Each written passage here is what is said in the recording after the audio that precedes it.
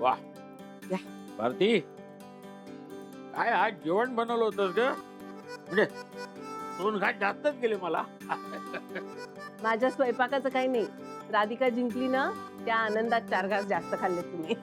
मग पोरगी जिंकली माझी.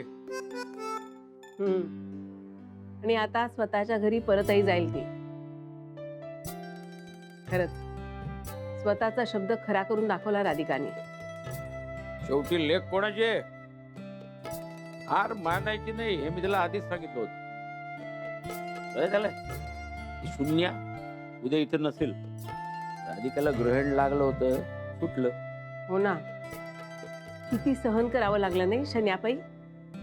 खरं सांगू तुला भारती, उद्या ती तिच्या घरी जाईल आणि हे सगळं घर रिकामं होईल ग.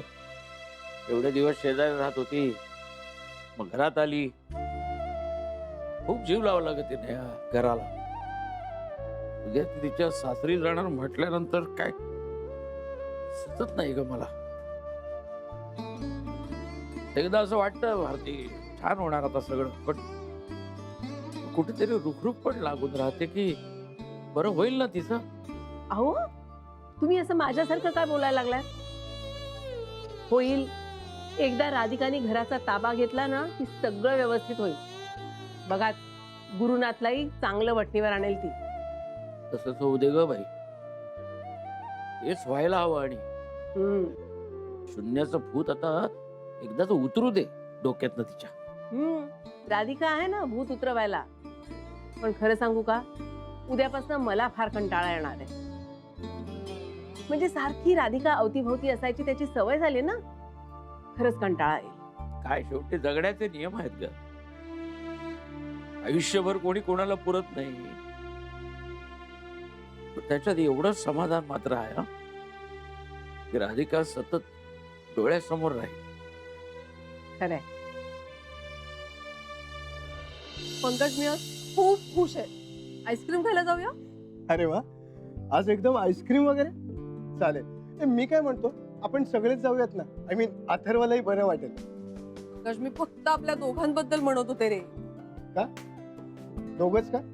कारण राधिका फायनली उद्या आपल्या घरातनं जाते. आता हे घर पुन्हा एकदा माझं होईल. स्वतःच घर असल्यासारखं राहत होती रे इकडे. यार समिता, असं का म्हणतेस तू? आणि मला एक सांग, राधिका ताईने तुझं काय नुकसान केलंय ग एवढं? मला परत परत त्याच विषयावरती चर्चा नकोय. And you know that. मला खरं तर ना ती या सोसायटीतच जायला हवी होती, आणि म्हणून फक्त मी त्या शनायाला सपोर्ट केला. एनिवे, पण उद्या राधिका या घरातनं बाहेर जाते. काय ना, राधिका ताई जरी या घरातून गेली ना, तर ती लोकांच्या मनातून नाही जाऊ शकत, कळलं? आणि काय ग, तिची वाट लागावी, तिचं नुकसान व्हावं म्हणून तू काही कमी प्रयत्न केलेस? सांग ना. मी काय केलंय? पंकज प्लीज नाना नानींसारखं मला बोलू नकोस तू. हे बघ, मी जे खरं आहे ना तेच बोलतोय. अगं तू तू तिची लोणची खराब केलीस. शिट यार Samita, I mean, and that too त्या शनायाला मदतीला घेऊन. I've never expect this from you Samita. ते काही असू दे, तिचं ना सतत कौतुक होत असतं आपल्या घरात. तिच्याबद्दलचा ना राग आहे माझ्या मनात. तो नाही जात माझ्या मनात. अरे मग काय असं नुकसान करायचं का? हे बघ, आपण एखाद्याला मदत नाही करत ना, तर ऍटलीस्ट त्याला धीर तरी देऊ शकतो ना आपण, की हे असं नुकसान करायचं.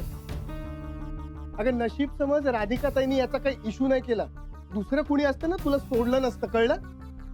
तुमच्या सगळ्यांचा ना हाच प्रॉब्लेम आहे.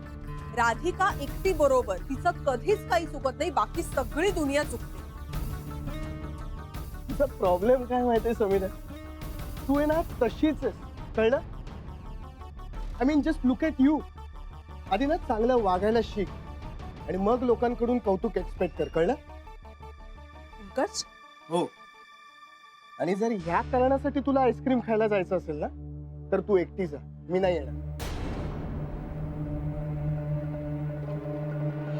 आई आत ये ना. हा बरं राधिका रोक ना.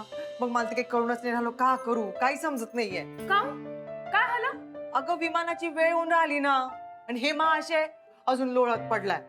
म्हणजे विमानतळावर 2-3 तास अगोदरच जावं लागते का नाही? हो. मग त्यात मी एकटीच जाणार नागपूरला. मस्त काही कळत नाही काय करावं. आई थांबा, आता मीच जाऊन यांची झोप उडवते. तू का करशील जाऊन? त्याला उठवशील, तू आंघोळ, या सगळ्या गडबडीमध्ये विमान उडून जाईल.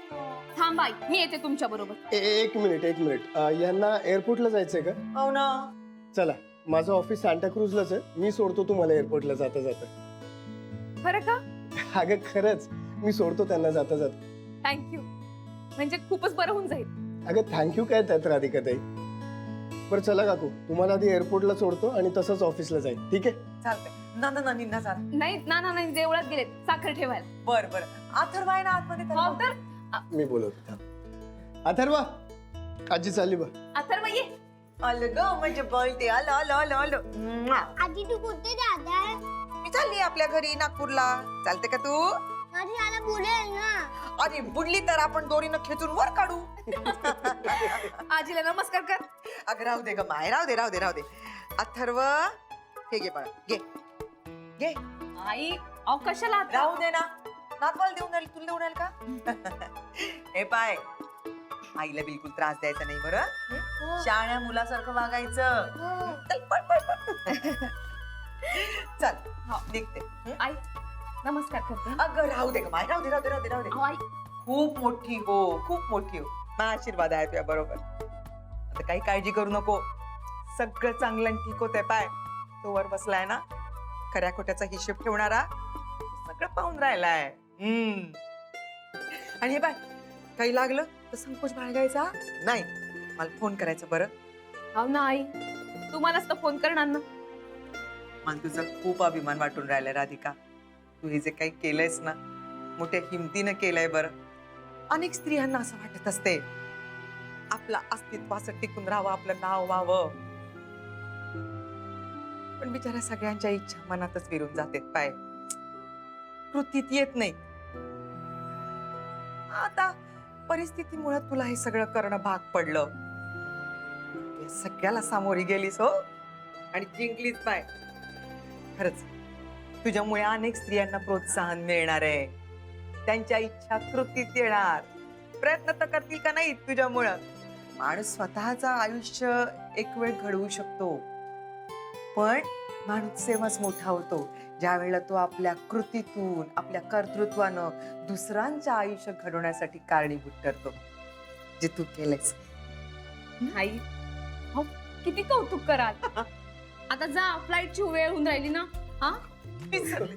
नीट जावं हो. आणि फोन करा पोचल्यावरती. हो. विसरून जाऊ नका. हो. मी येते ना खाली सोडायला. अगं बाई, तू इकडे जा. चल. तब्येतीची काळजी घ्या आई. हो.